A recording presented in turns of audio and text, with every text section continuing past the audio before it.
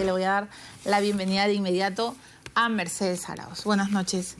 ¿Cómo está, ministra? Muchas gracias por la invitación. Le agradezco. Y disculpa no haber venido antes como me pediste, pero estábamos abocados al trabajo. ¿Cómo está? ¿Cómo han sido estas primeras horas como presidenta del Consejo de Ministros? Bueno, trabajando duro. Hemos tenido nuestro primer Consejo de Ministros. Tuve la ocasión de visitar al presidente del Congreso, el congresista Galarreta. Tuvimos una larga conversación muy grata. Creo que, como bien dijo, fue fructífera. Porque armamos una agenda legislativa y armamos una serie de tareas que vamos a poder coordinar. Así que creo que estos días han sido arduos, mucho trabajo. Estoy hoy día reunido con varios ministros, viendo agendas de trabajo, despachando con todos ellos, también con Martín Vizcarra. Nos reunimos para despachar cosas de trabajo y buscar soluciones a algunos temas que tenemos encargado avanzar, así que creo que ha sido un día largo, pero muy fructífero en términos laborales. Y es verdad que han volteado la página. En serio, los peruanos podemos estar tranquilos y pensar que ahora legislativo y ejecutivo, en lugar de estar peleando y lanzándose dardos constantemente, van a pensar más en el país. De nuestra parte hay toda la voluntad de voltear la página. Nosotros no nos interesan los debates personalizados y este tipo de ataques que no tienen lugar.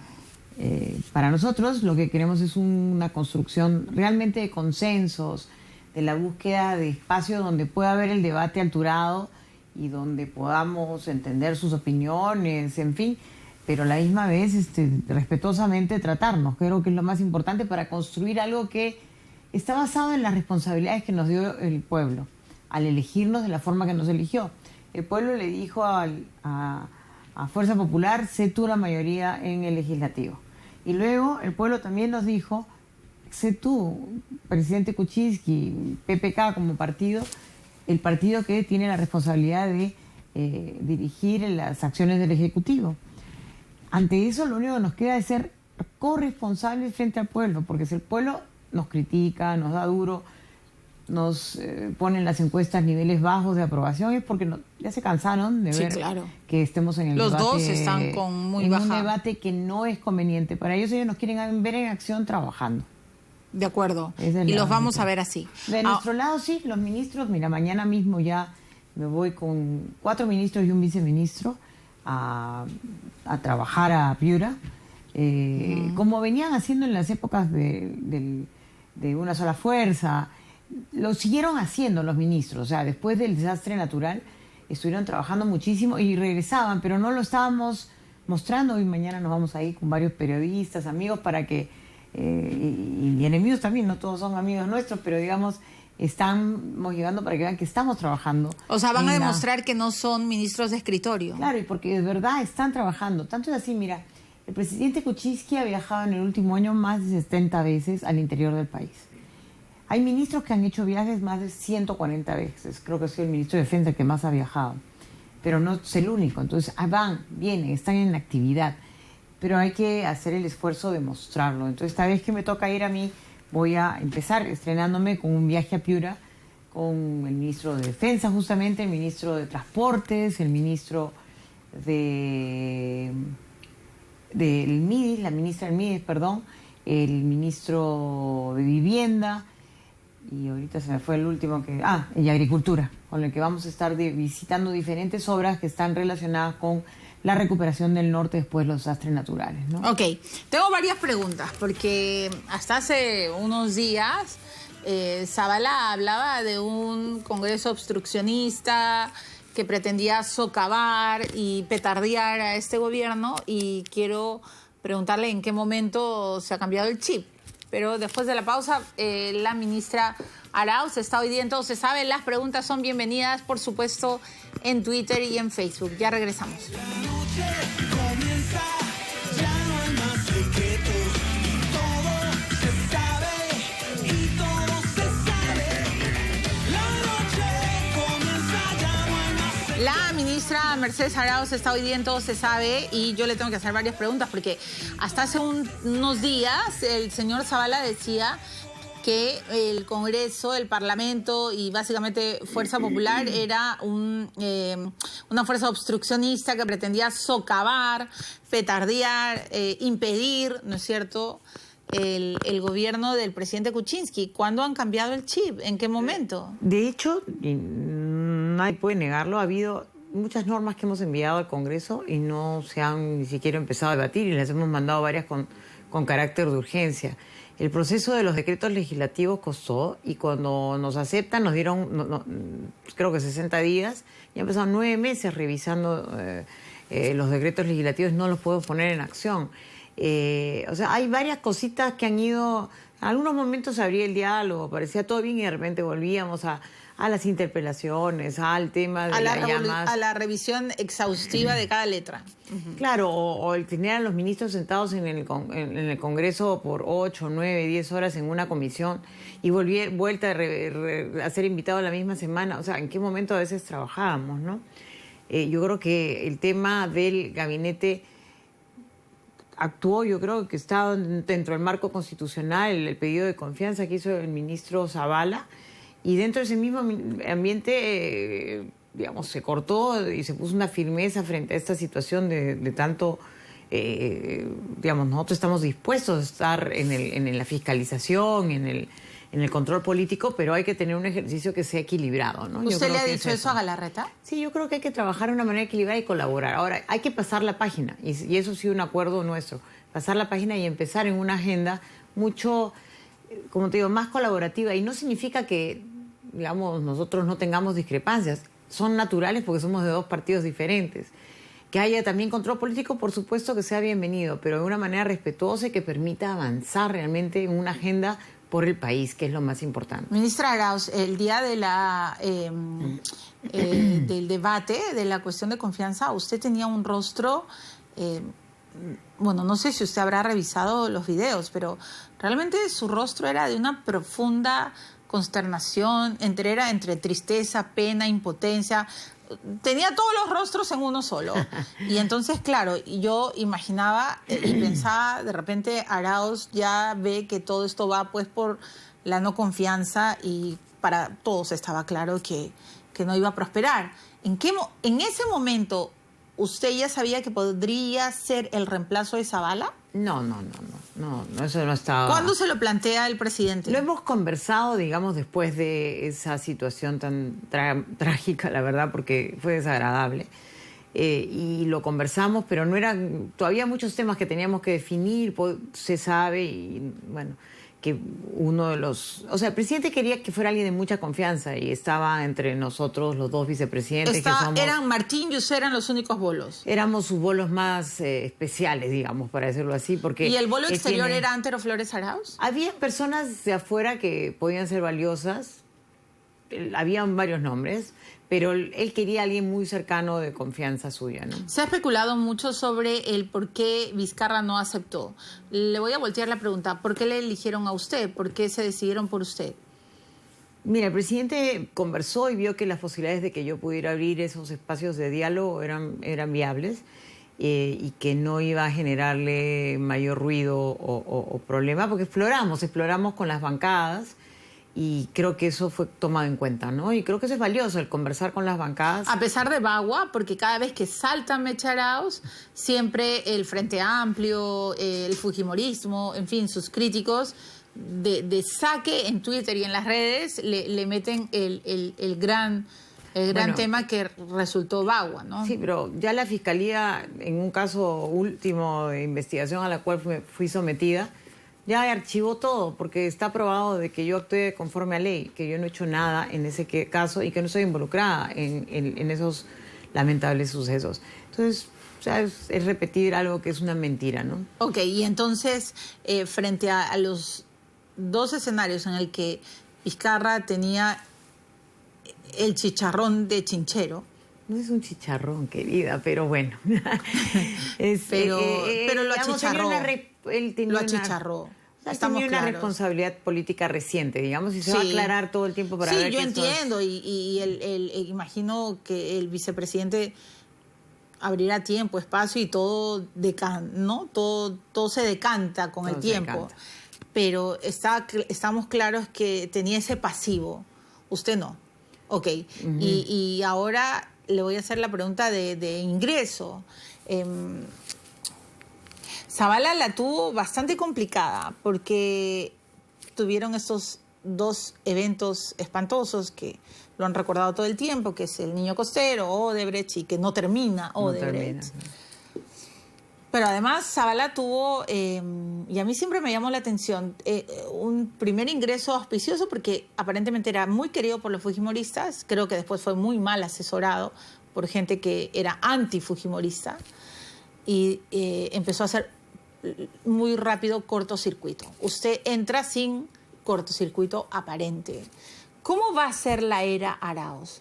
¿Va a ser la era de la reconciliación, del indulto, la era de la pacificación política? ¿Cómo vamos a recordar a Mercedes Arauz como primera ministra? Y yo quiero empezar agradeciendo el trabajo de Fernando, ¿no? Fernando Zavala realmente hizo un ingreso de apoyo al presidente como primer ministro muy bueno. Ha sido un hombre que ha metido mucha institucionalidad dentro de lo que es el trabajo del Estado, dándole cosas tan sencillas como tener una unidad que muestra los resultados dentro de la PCM, tener herramientas de gestión muy útiles y temas que van a ayudar a la modernización del Estado, y las ha sembrado en su momento él.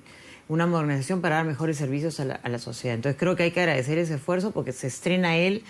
Él no era un político, es un hombre que viene, efectivamente, ha trabajado en el Estado como funcionario público de más alto nivel, como ministro, pero también tenía el hecho de venir del sector privado y esa agilidad, es un muy buen gerente, claro. ¿no? Entonces, creo que ha hecho un gran trabajo y en circunstancias muy difíciles, y ha demostrado resultados también concretos buenos. Lo de los desastres naturales, su intervención a tiempo, creo que fue bien reconocida por la población. ¿Cómo hacer esta segunda etapa? Espero traer un aire donde podamos sí incidir un poquito más en el diálogo político, coordinar mucho más con las bancadas. Hay que meterle el tema del diálogo. La política es eso, es generar expectativas adecuadas a la población y darle resultados, ¿no? O sea, nuestro compromiso va en esa dirección. Queremos hacer que la gente sepa que estamos atendiendo sus necesidades, que estamos impulsando el crecimiento económico. Esperemos que los vientos a favor de los precios internacionales nos ayuden, pero más allá de eso tenemos que hacer más inversión pública, llegar más rápido a la población con los servicios que requiere. Y a la misma vez, como te digo, hacer política significa ponernos de acuerdo. Es nuestro deber ciudadano, ¿no? En la polis, en la ciudad, tenemos que representar bien a nuestra población, a sus demandas y atenderlas, ¿no?, de la manera más adecuada. Ahora, es bien interesante porque a la larga lo que le interesa a la gente es estar bien. Sí. Es trabajar, sentir que puedes ahorrar, que puedes educar bien a tus hijos, que más allá de que ustedes los políticos se peleen todo el día, uno sienta que está progresando. Pero hemos vivido un año de absoluta incertidumbre y de un frenazo de camión. ¿Qué va a hacer usted para salir de ese letargo? De hecho, estamos avanzando ya en temas de inversión pública, se está trabajando mucho en la mejor ejecución de los programas, en la reconstrucción. La reconstrucción nos afectó muchísimo en el crecimiento económico y también, como bien dijiste, el tema del abajato, el caso Odebrecht, nos ha hecho también un daño terrible, que son casi 2 puntos entre los dos eventos que te hace sentir el frenón de la economía. A pesar que seguimos creciendo, este año vamos a crecer más o menos como 2.8. Encontramos efectivamente un gobierno, en el gobierno que todo lo que se había generado, una maraña de enredos para la toma de decisiones que hay que desamarrar, porque hay una serie de nudos en cada espacio de toma de decisiones que hay que limpiar. Como una maraña de nudos. O sea, por ejemplo, la famoso de Strabex es necesario, porque hay normas que se han creado. Hoy día veía un cuadro, ¿no? La cantidad de exigencias, por ejemplo, para la inversión minera que se han desarrollado entre el 2001 a la fecha, han pasado de trámites más o menos como 20 a más de 250 trámites adicionales. Entonces tú vas viendo la acumulación y eso pasa sector por sector. Y sobre todo en los últimos años de Humala es donde más se incrementó la tramitología. Luego, otro tema que hemos encontrado, la recaudación fiscal. Y era porque había venido una tasa creciente de desarrollo en ese sentido, pero después bajamos al 14, 15%. No llegamos ni al 15%, ¿no? ¿Y por qué? Porque lo que hemos hecho es atrasar toda posibilidad de inversión privada.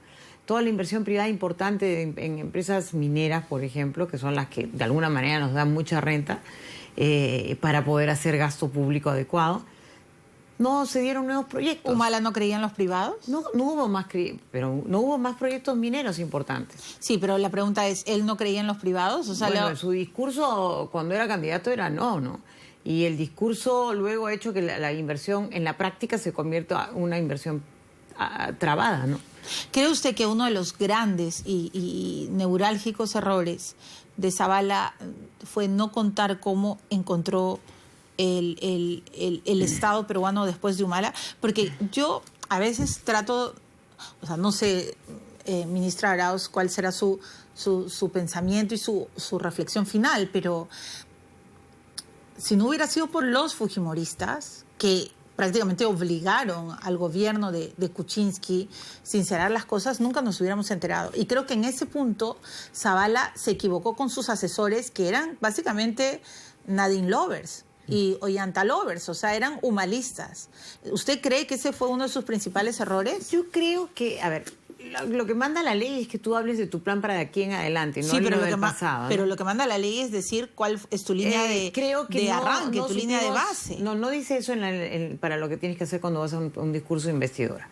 Pero probablemente debió decirlo de entrada, ¿no? Nos hemos encontrado con esto. Yo creo que sí, para poder decir de dónde empezaba. La ley no dice, en efecto, no ordena taxativamente, pero políticamente es muy importante. Lo ideal era empezar ese discurso diciendo, hemos encontrado esta Así situación. es, y vamos a hacer esto. Claro. Porque si no, el pueblo piensa lo que Juan Mendoza, el economista, ha dicho en este sillón, que este es el 6º año de Humala. Eso es un grave error. Además, ya hubiera querido Juan haber alguna vez administrado en el Estado. No sé de dónde conoce tanto el Estado si desde afuera ha estado sentado solamente, ¿no? Entonces creo que hay bastantes errores en sus cálculos y sus análisis porque no tiene información completa. ¿Cree ¿no? que es tremendista?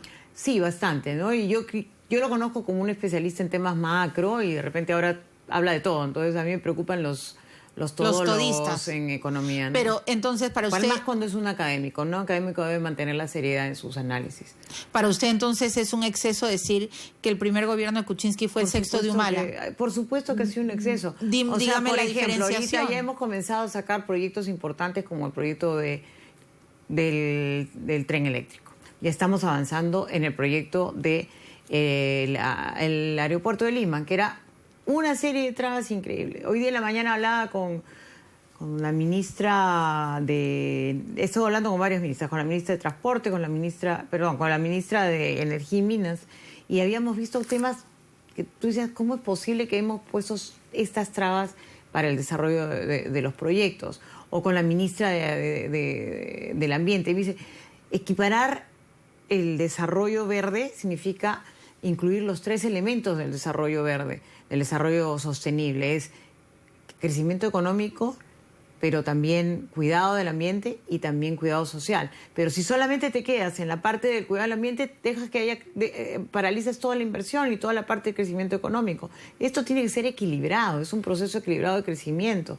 Y eso es lo que se pasó antes. O sea, ¿hubo demasiados candados? Se pusieron muchos candados que eran cantos de sirena porque eran imposibles de cumplir, además, dentro de las realidades no solamente nuestras, sino universales, ¿no? Dentro de lo que pasa con otros países. Entonces, ¿no? ¿Los responsables fueron quiénes? ¿Castilla? Yo te digo, Segura.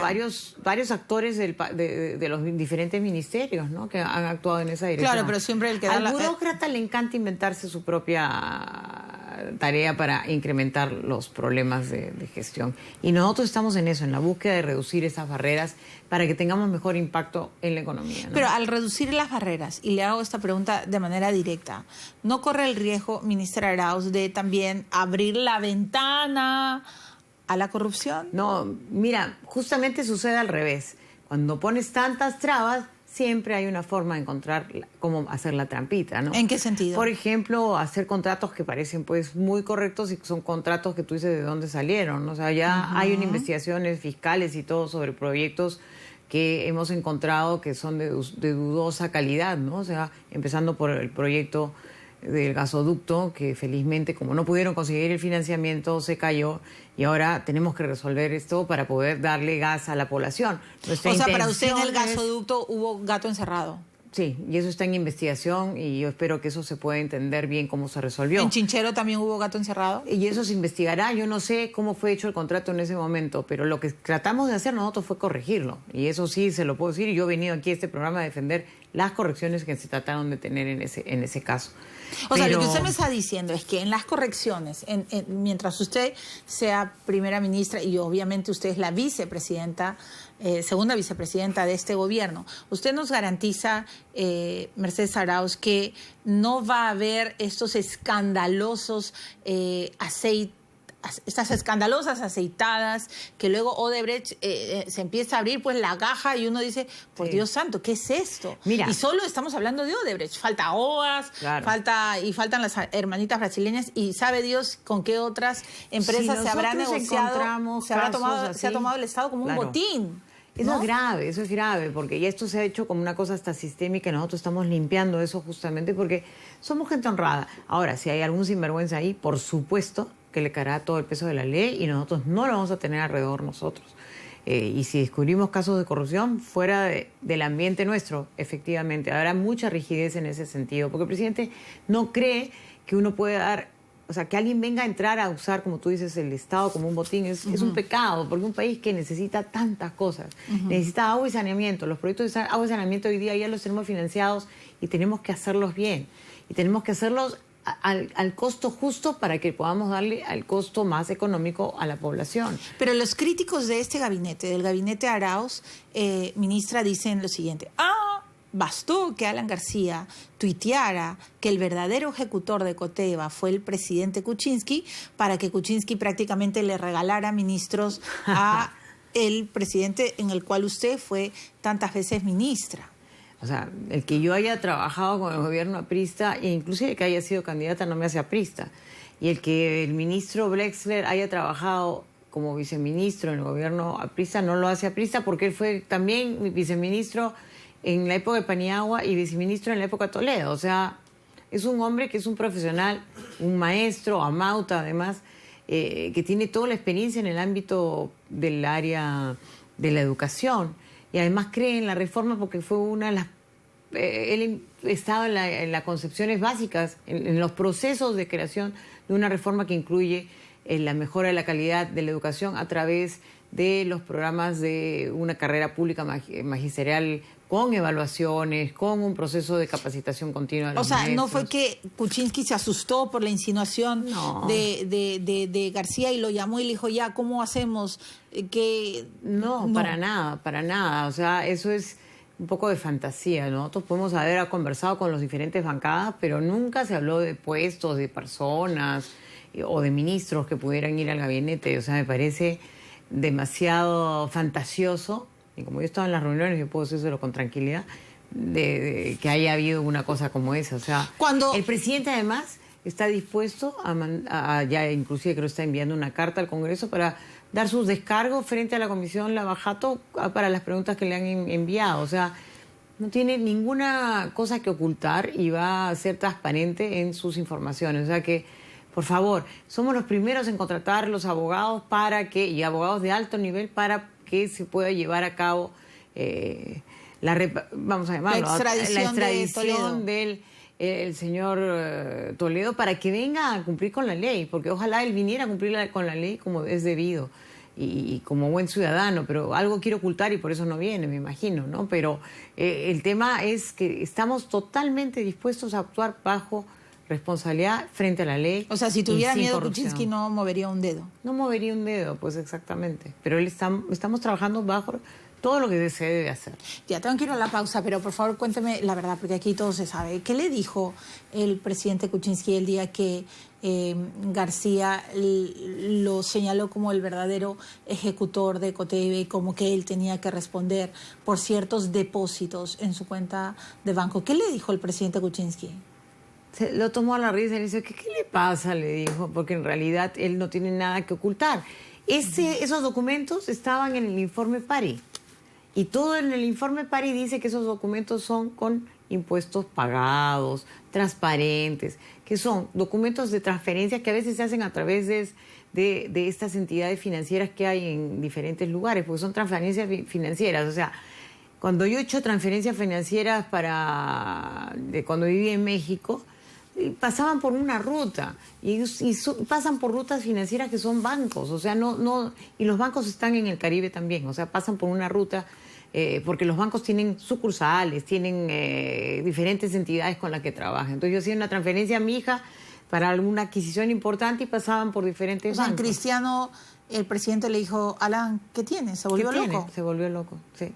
Pero bueno, como tú sabes, el presidente tiene un muy buen carácter y no se enoja y simplemente dijo, yo voy a informar y para que todo el mundo lo sepa. Porque esa información es transparente y justamente lo sacaron de cualquier investigación porque queda claro que no había nada al respecto. Bueno, si él, como usted dice, está dispuesto a dar sus descargos ante la Comisión Lavallato, creo que se van a esclarecer muchas más cosas. Permítame ir a una pausa, ministra Arauz. Le agradecemos, dicho sea de paso, porque tenemos para rato hoy día con ella. Ya me han dicho que no me puedo quedar más de una hora. Ojalá y no le pueda robar unos minutos a la ministra, que dicho sea de paso no ha dormido. Hoy día creo que usted ha dormido solo 3 horas, ¿no?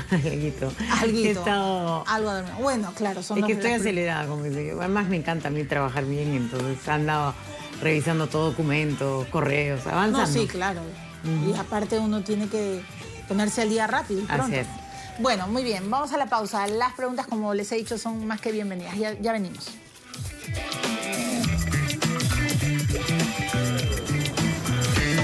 La noche comienza, ya no hay más secretos. Estamos entrevistando a la ministra Mercedes Arauz y hay muchas preguntas que se quedan no en stand-by, se las voy a hacer, pero están en mi cerebro porque he estado escuchando tantas cosas sobre su gabinete, señora Arauz. Lo primero, a ver, y del Wexler. Usted ha reconocido, y lo acaba de decir, que en efecto el señor Wexler, el ministro Wexler, ha estado en varias gestiones. Eso lo tengo claro porque además yo lo vengo entrevistando hace muchos años y siempre era el viceministro, una de las voces autorizadas para hablar de educación. Sin embargo, los críticos de su elección dicen que él es como que la antítesis de la reforma que había defendido Zavala a la hora de presentar la cuestión de confianza y que esto es como que lo hicieron solo para las galerías, que en el fondo, bueno, yo sé que le incomoda lo que le estoy diciendo, pero su rostro lo dice todo, pero sí quiero conocer su respuesta. O sea, ¿por qué eligieron al supuesto hombre que se oponía a la reforma educativa? A mí me queda claro que en muchos puntos no, porque creo que no lo han leído bien a Wexler. Yo he leído el artículo que publica en El Comercio, que él escribió y donde dice que él criticó fuertemente a la ministra Salas porque paralizó la reforma educativa. Pero luego ¿Usted cree eso, que Salas paralizó todo? Por supuesto, pero que esto comenzó antes. O sea, y eso comenzó cuando estaba él de viceministro. Comenzó la reforma en la época de Cham, me acuerdo claramente porque yo he sido testigo. Comenzó el proceso de ir hacia una carrera pública magisterial donde había mejoras salariales que estaban correlacionadas también a el rendimiento del maestro, el aumento de la calidad educativa, a la evaluación, a la meritocracia. Y ahí empieza. No hay duda, ha habido inicios previos, quizás en la época de Toledo, algunos intentos, pero incipientes, pero digamos que la mayor fuerza empieza en la época de Cham.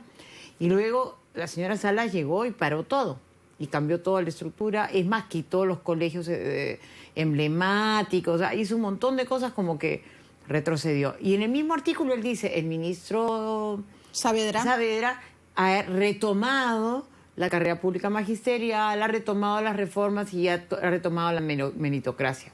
O sea que, por supuesto, él sugería cosas de mejoras. ¿Quién no puede sugerir cosas de mejoras cuando escribe un artículo de opinión?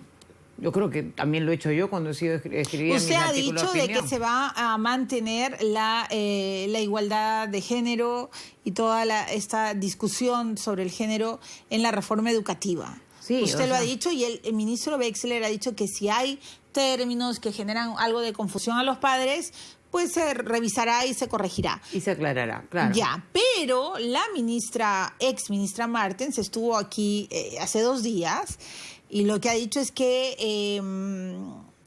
el lado conservador del Perú no entendió que la reforma educativa no pretendía homosexualizar a los niños. Así es. Ya, yo quiero preguntarle con mucha precisión, porque usted ha dado esta declaración hace poco, que todo lo que es identidad de género continúa. Específicamente, ¿a qué se refiere? Porque hay todo un movimiento que lo reviso constantemente en las redes, porque además hacen mucho ruido, y usted sabe este movimiento Con mis hijos no te metas, que dicen que están en estado de latencia y que están viendo lo que va a pasar con su gestión y con su gabinete. ¿A qué se refiere, señora Arauz, cuando dice que se va a mantener? A ver, cuando hablamos de género, esto empieza la palabra género a usarse de manera universal a partir de los años 90, en la época del gobierno de Fujimori. Inclusive fue Fujimori a ese foro, que era el foro de las mujeres que se dio de Beijing. Y ahí se comienza a usar la palabra género, el enfoque de género. ¿Qué significa eso? El reconocer que las identidades femeninas son una construcción. Y en general, las identidades masculino y femenino son una construcción. Uno tiene su sexo. Yo nací mujer, mi asesor es hombre, eso ya es una definición física. Pero lo que se forma como identidades, ¿qué son? Por ejemplo, el que una mujer pueda hacer ciertas actividades. Hasta hace no mucho, las mujeres no podían ser ministras en el Perú. Ni siquiera podíamos votar, pero bueno, llegamos a ser ministras en los 80s, recién en los y hasta años antes 80. de usted ninguna mujer podía ser ministra de Economía. Claro, ahora hay una segunda mujer ministra de Economía. Así es, y la felicito, porque somos de hecho 4 mujeres que ya hemos logrado ser primeras ministras. Entonces, eso no de podía hecho, ser. cuando usted fue ministra de Economía, decían que lo único que sabía administrar era su monedero. O sea, me acuerdo mis carteras. del machismo, Es. y yo salí a defenderla porque me pareció un bullying innecesario para una mujer que ni siquiera se había sentado. Pero esos son conceptos culturales, ¿sí o no? Sí. O sea, que las mujeres no podemos ser ministras de Economía, por ejemplo. Es un absurdo. O que las mujeres no pueden ser médicos, pero sí pueden ser enfermeras. Entonces, que tu orientación de profesional es esa. O que las mujeres no pueden ser ingenieros. O sea, y que por tanto no son buenas en matemáticas. Son conceptos culturales que hay que borrarlos. O hay que borrarlos, ¿por qué? Porque limitan la igualdad de oportunidades para mujeres. Hasta el día de hoy, las mujeres ganan en promedio 30% menos que los hombres. Y cuando yo salgo a decir, hay que hacer una ley para fomentar la igualdad salarial, uy, no, las mujeres no se merecen más sueldo, es que ellas no quieren, no mejoran, están siempre en puestos de menor calificación. Señores, ¿por qué? Eso es cultural. Entonces, lo que tenemos que enseñarle a nuestros hijos es que justamente eso no pasa. Entonces, tiene que haber una igualdad en el trato a hombres y mujeres. Y al mismo tiempo, se tiene que respetar las diferencias. Que yo sea más gorda, que sea más morenita, que sea más flaquita, que sea gay o que sea lesbiana, no le quita a esa persona los derechos de ser humano. ¿Y qué? ¿Vamos a aceptar que a ese niño por ser diferente o esa niña por ser diferente lo maltraten? No, lo que estamos ahí es el respeto a la diversidad. Entonces, el respeto a la diversidad es uno de los temas que estamos poniendo ahí y no tiene nada que ver. Eso simplemente no le estamos diciendo a alguien, tu hijo le vamos a enseñar a ser homosexual. Porque eso no se enseña, señores. Científicamente ya está probado que eso se nace. ¿Ya? Entonces, bueno, y si no lo creen, yo lo siento, lo acepto, pero como una realidad, pero no le voy a enseñar a ser violento a un niño. Lo que quiero enseñarle al niño o a la niña es que, y a los adolescentes, a que sea tolerante. A que sea tolerante con el otro y con las diferencias. Yo he visto casos donde un chico le gritaba a otro chico, serrano de... ¿Por qué? Porque nació en la sierra, uno puede permitir que ese chico le critican a otro porque es de la sierra. No. Porque ¿cuál es la diferencia que nació en la sierra? Nació en las zonas más altas, qué maravilla. Pero decirle ese tipo de palabras son cosas que uno ve en los espacios y no las debemos permitir. Y no se debe permitir. No se debe permitir. Debemos entender que somos un país megadiverso, muchas culturas, que tenemos que aceptar. Claro, que además pero, que no solamente ni siquiera no siquiera es que somos, hay que ser tolerantes. No es tolerancia. Es más bien aceptar la riqueza que nos traen las diferencias. Ok, pero el lado conservador de nuestra sociedad dice lo siguiente, un momentito, tampoco puede ser que el Estado peruano, a través de su currícula y a través de su material educativo, confunda a los niños. Por ejemplo, un niño que todavía no ha llegado a la pubertad y a la adolescencia y que no tiene... le estoy diciendo todo el rollo, todo el discurso, no voy a decir rollo, para todo el discurso que se emplea. Entonces, ¿cómo se va a presentar cuentos que hablan de que, por ejemplo, a Tito le gusta jugar con muñecas y que eso está bien? O se empieza a caricaturizar la identidad sexual. Y que el Estado peruano no tiene ningún derecho a confundir a los niños, señora. A ver, yo acepto que cada cosa en su tiempo y en su edad, ¿no? Y que ha habido materiales que se aplicaron en otro momento, que no son los de este gobierno, que ni siquiera sé si se aplicaron o se plantearon como materiales educativos, que hoy día no están en el gobierno, que ni siquiera Marilú planteaba tener esos materiales. Ahora, que un niño juegue con muñecos o muñecas no le hace daño a nadie, ¿no? O sea, la verdad eso no lo hace, lo homosexualiza, nada que ver, o sea... Y como hoy en el mundo se está promoviendo que las niñas también tengan la oportunidad de jugar con Legos, Con hay carros. artículos de construcción, Sí, y claro. autos, porque también orientamos a que los niños las niñas se orienten un poquito más a las áreas científicas, ¿no? Y tecnológicas y de... O sea, yo a mi hija le he hecho jugar con todo, ¿no? O sea, y a ella le encantaba el rosado y a mí el rosado no me gusta, por ejemplo, ¿no? O sea, y podía haberle encantado y a ella le gustaba otras cosas que estaban ligadas a actividades. Claro, y no por eso es menos A tirarse mujer o un más paracaídas mujer. que De acuerdo. de repente lo hace un varón De y acuerdo. no lo hace una niña.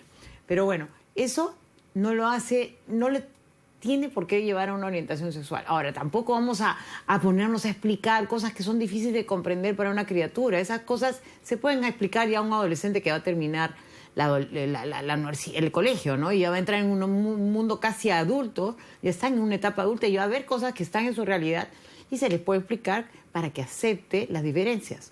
No hacerlos a ellos, digamos, homosexualizarlos, porque eso no sucede. O sea, no, usted lo que está tratando es de espantar los fantasmas. Hay que espantar los fantasmas. Y entonces, lo que ha propuesto el ministro es, vamos a aclarar los términos para que no se crean estos fantasmas justamente.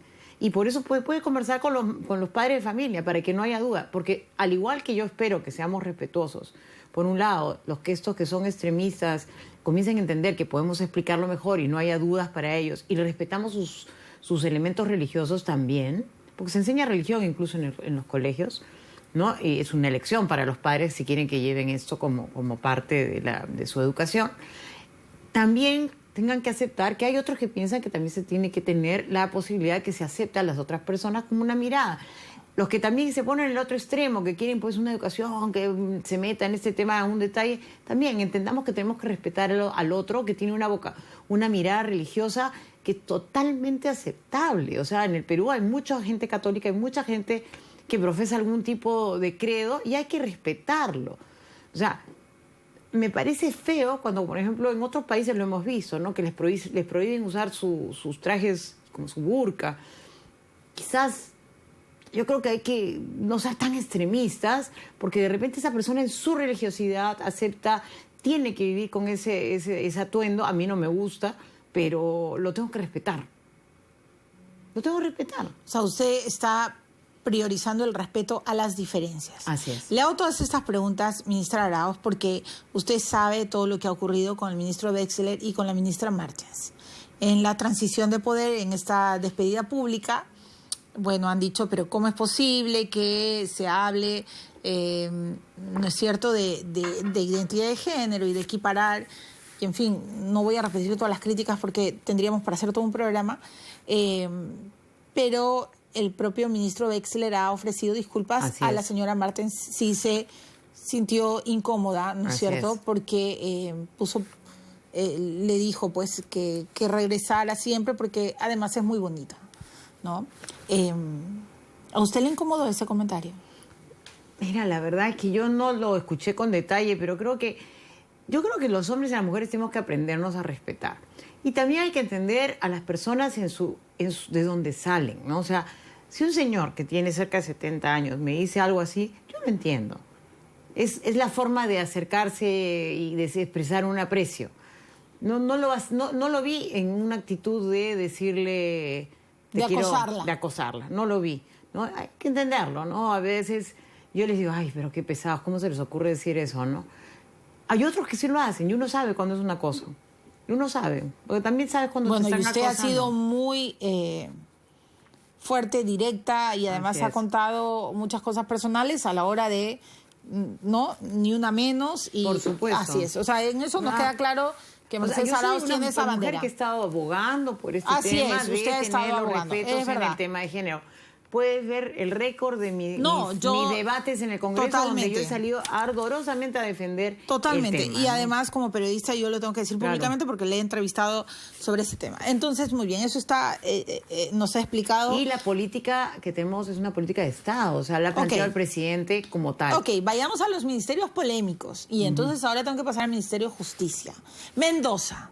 Mendoza es el hombre que está abriendo el túnel del indulto.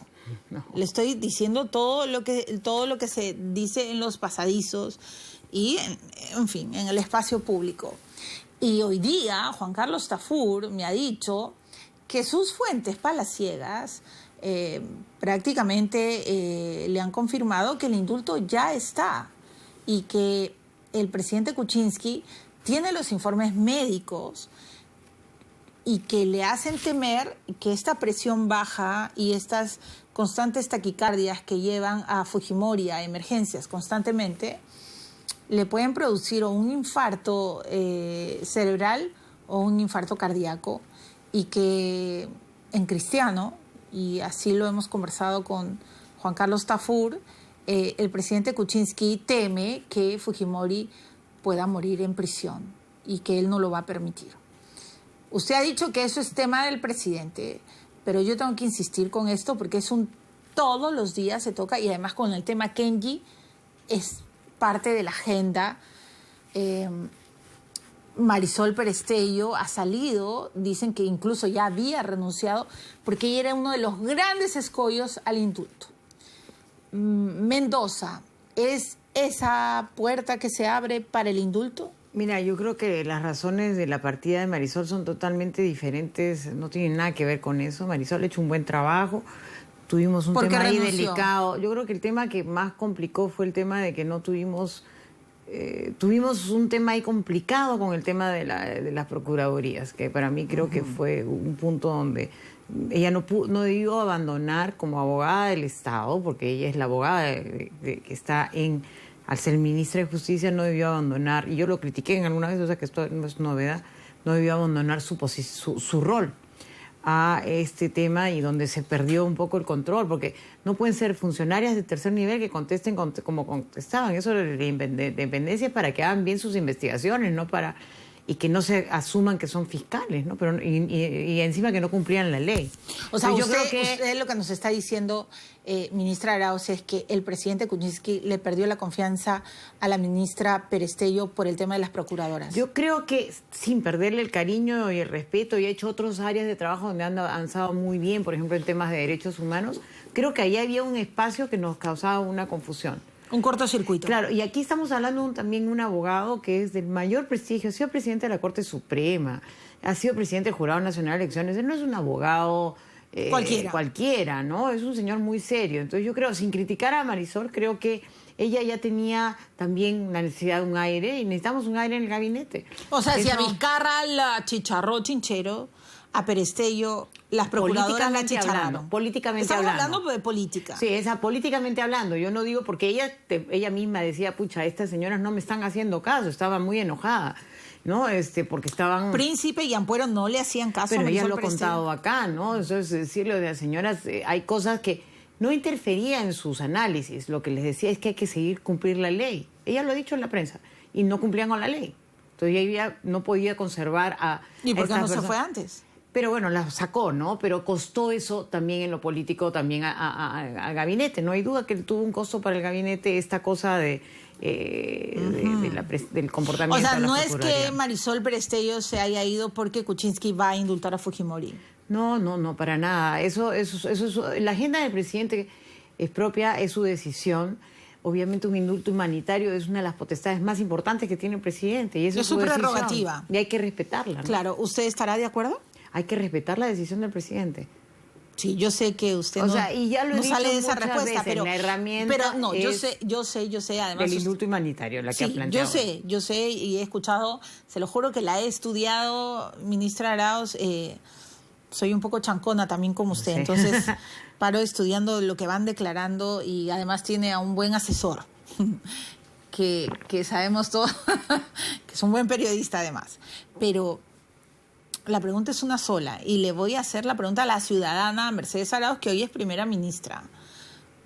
Si el presidente Kuczynski indulta a Alberto Fujimori, yo sé que usted va a respetarlo, pero en su foro interno, ¿usted va a estar de acuerdo? Yo voy a respetar plenamente la decisión del presidente y además, si se trata de un indulto humanitario, sería yo una persona muy mala, ¿no? El que una persona que está muy grave o enferma no lo atiendan. O sea, no creo que pueda ser tan injusta, ¿no? Ok, me queda claro que lo van a indultar. No está en la agenda. O sea, no es un tema de la agenda política. Estoy hablando simplemente ante el supuesto que tú me planteas. Ok, lo que usted piensa. Lo que yo De pienso, acuerdo, ante de una acuerdo. persona, o sea, ante cualquier persona que está en un estado de salud delicado, Usted o no sea, va a ser... no voy a hacer, yo no podría aceptar crueldad, ¿no? O sea, hay que ser humanitario, exactamente. Ok, clarísimo. Y entonces Mendoza no está por eso. ¿Y Mendoza está para salvarle la cabeza a García? Tampoco, ese es otro cuento. O sea, dicen que fue compañero de carpeta de Alan García, no sé, pero él no está inscrito en ningún partido, no tiene una historia partidaria. Su historia es de una carrera en el Poder Judicial muy larga, donde llega a ser juez supremo. O sea, presidente del Poder Judicial. Y luego llega, además siendo juez supremo, pasa a ser ¿Pero presidente quién se lo del Jurado recomendó? ¿Cómo se le ocurrió el nombre? Mira, he estado dando vueltas el nombre hace mucho tiempo. Es un Ok. nombre que además tiene mucho prestigio. Y de veras que, al igual que Marisol, que para unos temas, como te digo, hizo una muy buena gestión, nos ha demostrado que tiene esas habilidades que son interesantes para resolver temas jurídicos que para nosotros son fundamentales. Además, su capacidad de relacionarse con la Fiscalía, con el Poder Judicial, nos va a ayudar mucho por su propia experiencia. Entonces eso te genera un espacio también muy bueno por su experiencia, conoce por dentro cómo funciona el sistema judicial del país y puede ayudarnos a ver cuáles son las mejores reformas para que el Estado de Derecho tenga éxito en nuestro país. Ministra Arauz, yo voy a no sé, creo que se lo voy a volver a decir públicamente. Yo detesto los prejuicios. Uno creo que tiene que juzgar a la gente ya en sus hechos, en sus En la actos y cancha. en la cancha, ¿no? Porque lo mismo hicieron con usted y mal haría yo en prejuzgar a Mendoza como ministro de Justicia. Todavía no lo estamos viendo en acción. Vamos a ver, solo quiero saber su opinión. Entonces, Kenji habló del indulto con Kuczynski con usted cuando fue a Palacio, cuando la Yo- saludó tan efusivamente. ¿A mí? Yo ni siquiera, yo lo he visto en el patio, cuando yo no lo vi adentro del palacio. Y él Pero es esas fotos con... Bueno, a ver, primero, él es un congresista de la República Sí, que ha claro. llegado a ver la juramentación y nadie le va a cerrar la puerta. Entonces ¿No lo ha venido. invitaron?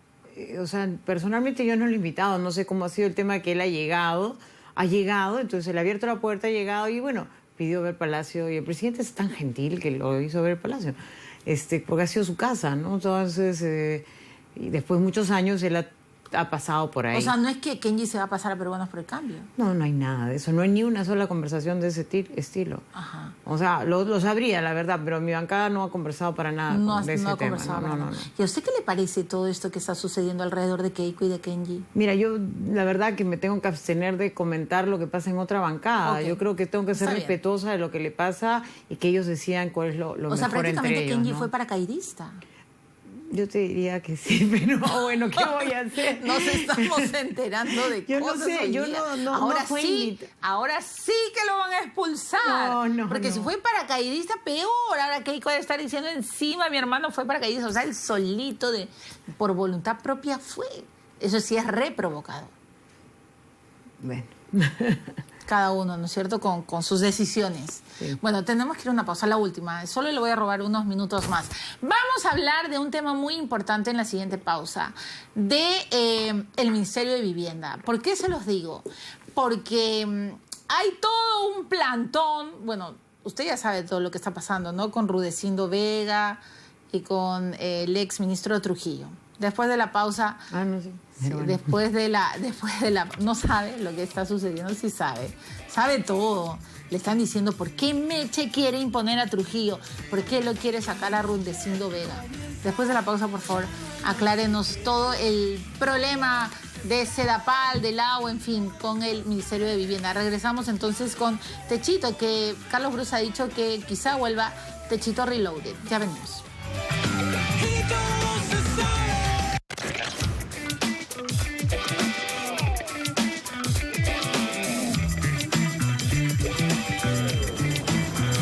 Bueno, muy bien, Dios mío, tantos temas, ya en verdad mi cabeza está re caliente porque se me va la ministra Arauz y por favor usted tiene que regresar por lo menos una vez al mes, como le pedía al ministro Zavala. Yo sé que todos los periodistas quieren entrevistarla, pero le ruego, por favor, ministra Arauz, Está engreído. que lo haga, no, que lo haga con nosotros. A ver, el Ministerio de Vivienda, a mí me parece una muy buena elección. A lo máximo, Carlos, sí. Sí, ¿no es cierto? Sí, espectacular. Yo le he dicho en la radio, va a ser Techito Reloaded y claro, lo hizo muy bien en el gobierno de Toledo. Y no, es una persona que me encanta porque es muy creativa. Entonces mañana vamos a hacer no quiero adelantarme a contártelo porque mañana es la presentación de lo Pero que vamos a denme hacer. alguna primicia, por favor. Es que vamos a construir un modelo de casas por la reconstrucción en un modelo acelerado, que él ha creado un sistema bien simpático e interesante para hacerlo rápido. Ya mañana lo vamos a anunciar. Ok. Pero no le va a quemar por eso te digo, la es un hombre primicia. que rápidamente trae ideas creativas y me encanta. Bueno, ya hemos hecho un lazo de amistad muy grande porque además nos sentábamos juntos en el pleno, o sea, y trabajamos No, sí. mucho de la mano, o sea, que te digo. Y además lo es un respeto buen bastante. operador político. Buen operador político, tiene buen análisis económico, porque es un buen economista también, y cuando hacemos trabajo juntos, realmente creo que como político es extraordinario, en los debates se luce. Creo que va a ayudar mucho en el relacionamiento también con las bancadas y su trabajo técnico es de primer nivel. Ok, usted está más que contenta. Pasemos entonces a este plantón. Se habla de que usted está tratando de imponer Yo. a Trujillo en OTAS, No, ya se definió que va a ir a la OTAS. pero en Sedapal, y que también como presidente de Sedapal.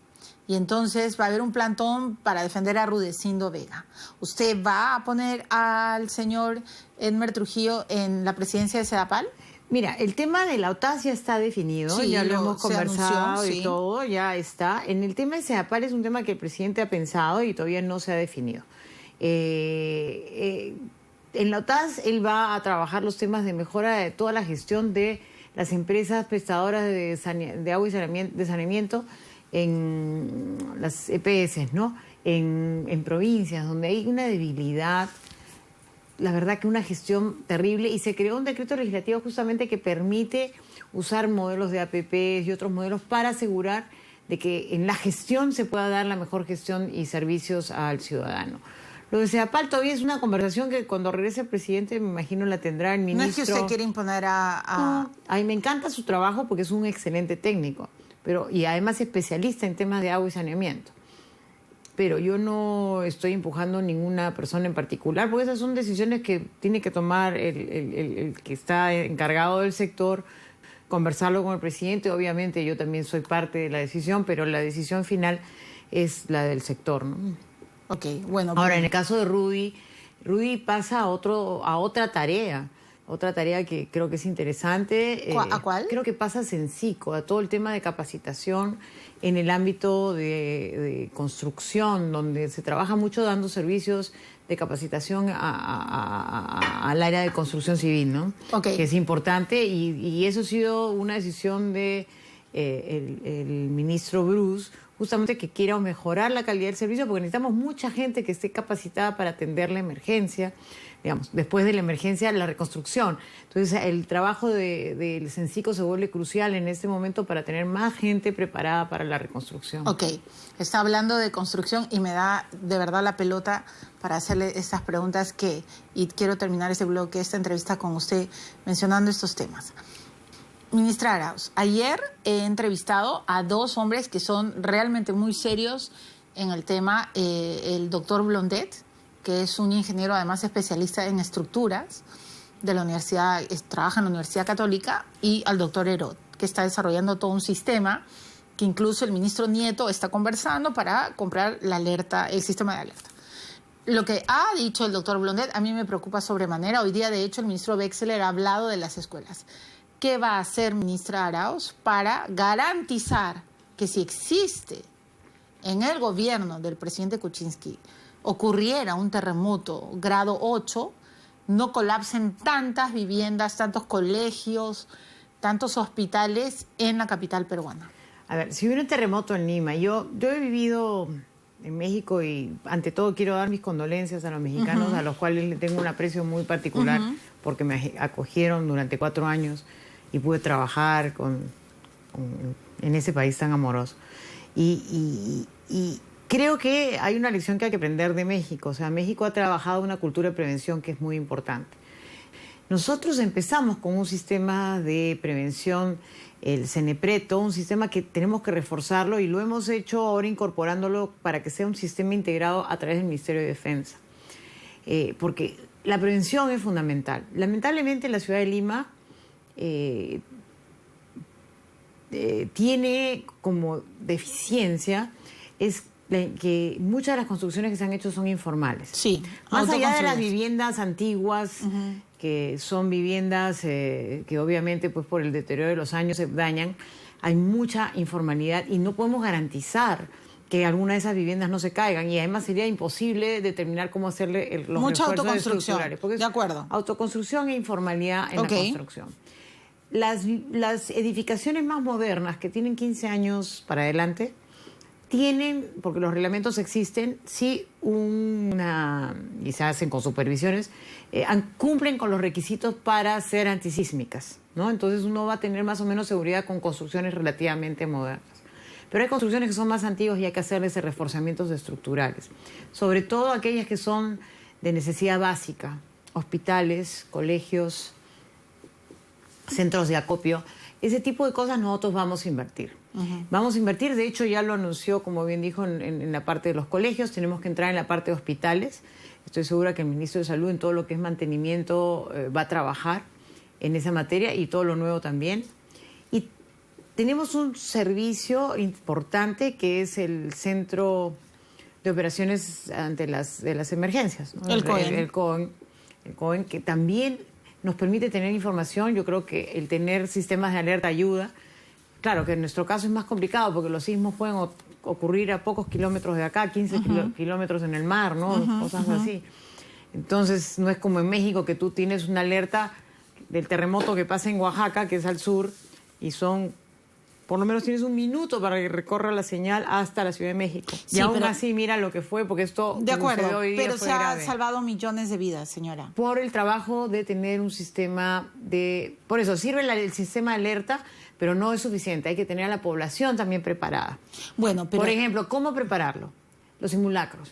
Los simulacros no son bromas. Los simulacros hay que tomarlos muy, muy sí, en pero serio. el simulacro nacional va a ser el 13 de octubre. ¿Por qué no lo hacen antes? Bueno, ya están haciendo simulacros. Por ejemplo, hoy día hubo en el Congreso un Sí, simulacro. claro. Y podemos esperar que otros simulacros vayan a hacer, adelantando, individuales, no nacional, ¿no? Pero hay que tomar con mucha seriedad los temas Exacto. de simulacros. Para saber qué hacer. El censo. El censo, que va a ser el día 22 de octubre, va a ver el tema de la calidad de la vivienda, Ok. a ver todo. Entonces, eso va a ser información importante, porque uno puede también, a partir de eso, saber qué tipo de vivienda y dónde están los mayores riesgos. Porque el análisis que hacen muchos de los que hacen análisis de riesgo, por ejemplo, el ingeniero de Curuigua, que él conoce perfectamente dónde están los territorios, los terrenos con mayor Sí, riesgo, claro. pero también qué tipo de construcciones se han hecho ahí y que son riesgosas. Saber que, por ejemplo, no necesariamente todos tengan que salir a la calle, puede ser que estén en los patios más amplios que tengan en casa y pueden servir. Entonces, saber dónde están los puntos para las familias, preparémonos. Sepamos dónde son los puntos de seguridad dentro de la propia casa. Espacios más amplios o columnas, y tener la certeza, además de tener un botiquín, tener la mochila de emergencia, o sea... La mochila salvadora. Exacto, tenemos que prepararnos, porque, digamos, los sismos no se pueden predecir. Lo que pasa es que hay que tener la alerta de que Ok, cualquier momento pero ¿usted no puede garantiza suceder. que ese sistema de alerta se va a comprar antes de fin de año? Yo estoy segura que lo podemos tener muy pronto. Como te digo, Ok. un sistema de alerta de esos nos puede servir cuando pasa el terremoto, normalmente a mucha distancia, cuando si el epicentro es muy cerca a la ciudad de Lima, es más complicado en cuanto a su servicio. Pueden haber otros sistemas que a veces usan de manera satelital y que creo que hemos estado viendo. Lo que sí es que yo creo que, porque acabo de estar visitando hace no mucho, fui a Corea, y vi estos centros de emergencia para manejo de toda la ciudad. Tenemos que estar preparados para eso, y vamos a estarlo, a partir de lo que es la labor del CENEPRED, el INDECI y otras entidades, para poder trabajar a tiempo para librar los espacios, tener bien. el agua, en fin, todo eso lo podemos hacer coordinadamente. Y ya yo para creo- contártelo, porque creo que ya cierro Sí. con eso. Hace 2 días comenzamos en el chat de los ministros a hablar de todo cómo íbamos a trabajar a partir del COR si algo como eso sucediera, ¿no? Sí, bueno, de verdad tenemos que discutirlo y yo voy a entrevistar al ministro de Vivienda, espero que pronto, porque es una gran preocupación. El 15% de los peruanos, eso me ha parecido aterrador, solo el 15%, ministra Arauz, cree que su vivienda es segura en caso de un terremoto. Imagínense. O sea, estamos mal. O sea, lo vivimos en el terremoto Sí, de no, Pisco. claro, y no queremos que vuelva a queremos pasar. que vuelva a pasar, Muy bien, ¿no? ministra, tengo que terminar la entrevista con un ping-pong muy rapidito, por favor. ¿Cuántas horas trabaja el presidente Pedro Pablo Kuczynski Becerril? Ayer ha dicho unas cosas que solo va de 8 a 3, que luego se va al golf, que siempre está en el gimnasio, que está haciendo spinning, que las fotos están, que en cambio Keiko trabaja 18 horas y que PPK está ausente siempre. Siguen diciendo esas cosas. qué Bueno, horror. Becerril, en fin, ¿qué le puedo decir? Pero un absurdo, el presidente Kuczynski... Trabaja un montón de horas. Él empieza muy temprano en la mañana, porque es un hombre muy madrugador. Yo he estado hace 2 días, bueno, antes que viaje sí, anoche que he viajado. Estuve en la mañana, a las 8 de la mañana ya estábamos en reuniones de trabajo y él seguía trabajando. Hace ejercicios y eso es saludable. Que el señor Becerril no haga ejercicios es su culpa. Pero el señor es muy disciplinado. Ya quisiera el señor Becerril llegar a la edad de PPK saludable. Entonces, espero que se disculpe, ¿no? Porque eso sí es un insulto al presidente. Trabaja muchísimo. Nos reunimos, sí, a veces en su casa, otras veces nos reunimos en Palacio, pero él está trabajando sábados y domingos. Yo he estado varias veces en su casa y para cosas de trabajo en sábado y domingo. O sea, él sí trabaja, pero también es un ser humano. Entonces también merece horas de sueño, como cualquier ser humano. Por supuesto. Creo que todos merecemos. Claro, yo también quisiera Bueno, dormir un poquito usted, más. Usted va... Y yo quería hacerle esta pregunta porque a mí también me parece bastante irrespetuoso el hecho de que digan que PPK está ido, que nunca está y que está La señora Fujimori desconectado. hace deporte. Sí, Y eso claro. sí lo sabemos. O sea, Se está preparando para una triatlón. Sí. Y bien hecho, porque es una señora que hace sus ejercicios y está bien. Y yo creo que podemos hacer de esto un mérito, que líderes políticos hacen deporte y deben mostrarse a la juventud, que es una forma saludable de vida. Muy bien. La encargatura de la presidencia del Consejo de Ministros, ¿es su techo político? Sí, claro, yo estoy tranquila acá, hija, ya es bastante trabajo y creo que para mí Pero es usted más que antes satisfactorio. quiso ser presidente del Perú. Antes. Ya soy vicepresidenta y soy ahora primer ministra. No es una ambición el ocupar cargos. Y si algo ustedes dan de mí, yo me encanta trabajar por mi país. Y si hago algo como esto es para servir a mi pueblo. Yo no estoy en la ambición de un cargo. ¿Cómo la vamos a recordar? Como primera ministra. Deme creo una... que- sí, Uy, qué difícil. No, lo que pasa es que cuando uno asume un cargo, uno siempre... Yo soy mujer de retos y usted más todavía porque ha asumido varios, pero cuando a mí me dan un encargo, me pongo un reto mentalmente y digo, hasta que lo logremos, no paramos. Muy bien. ¿Cuál es el reto de Mercedes Arauz ese día en que le dijo al presidente, ok, acepto, se fue a su casa, se miró al espejo y dijo, hasta que logre esto, no paro? Ya, sí, lograr consensos. Lograr consensos Ok. para que la población sienta que está orgulloso de sus políticos. Ok, entonces usted va a ser la primera ministra de la Reconciliación Nacional. O no, si quieres llamarlo así, pero sí, el logro de los consensos y obviamente el logro del bienestar de nuestra población, ¿no? Bueno, ojalá de verdad lo logre. Creo que al Perú hace años que le falta reconciliación. Sí, Le yo creo que es falta- importante no vivir en el resentimiento, no es saludable. Y yo creo que a la población le interesa ver a los políticos actuando al unísono, no significa que iguales. O sea, las trompetas no suenan igual que los violines, ni siquiera tocan la misma melodía, pueden estar tocando melodías diferentes, pero en conjunto pueden hacer una música muy, muy bonita y generar logros que hacen sentir a la población que su vida es mejor, que es lo que importa. De acuerdo, no todos tenemos que pensar igual, pero si trabajamos juntos, el Perú va a seguir creciendo. Ministra, el presidente Kuczynski toca flauta. Así es. Y lo hace muy bien, y es un hombre de vientos. ¿Y usted? Yo Sí, canto. metafórica, usted canta, pues es verdad. Algún día volverá. Para eso tengo voz. Usted- Digo, ya no tan buena como antes. Pero porque- usted canta, claro. Sí. Tenemos una foto, ¿no, Catalina? Así De cuando la ella era sacamos. muy chica. ¿La ponemos? Sí, Está en la claro, universidad, mientras sí. abre su galleta, ahí está. Cuando, por favor, tenía sus épocas de rockera, ¿no? Era totalmente un look así de Donna Summer total. Y cantaba, eso es en la Pacífico, usted cantaba canciones de Carole King, ¿no? Así es. ¿Y todavía canta? De vez en cuando. Me encanta cantar y mi hija canta muy lindo, entonces cada vez cantamos juntas. ¿Canta en Palacio? No, no se ha dado, pero sí me gusta cantar y lo he hecho toda la vida, nunca profesionalmente, ¿no? Pero esa era mi época estudiantil y teníamos nuestro grupo de rock, entonces éramos muy... Sí, eso era en la época en que usted era estudiante de la Pacífico. Sí, exacto. Sí, claro. Era una semana universitaria y esa era la semana donde la distensión era Sí, claro. ensayar. Y ahí estaba con mis rulos, ¿no? ¿Pensó mucho cuando el presidente le dijo que quería que usted presidiera el consejo?